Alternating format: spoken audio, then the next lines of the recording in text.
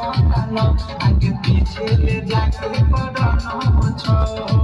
ओए सुनता देश के दिला के तेरी पाल हो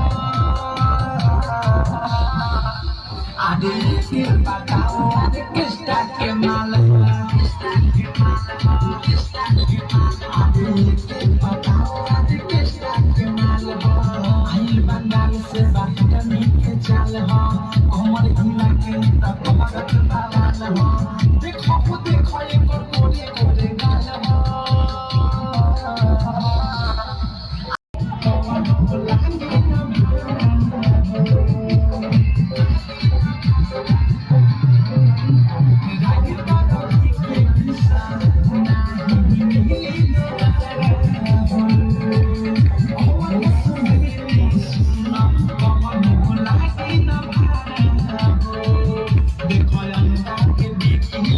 आगे पीछे ले जाके पढ़ाना छो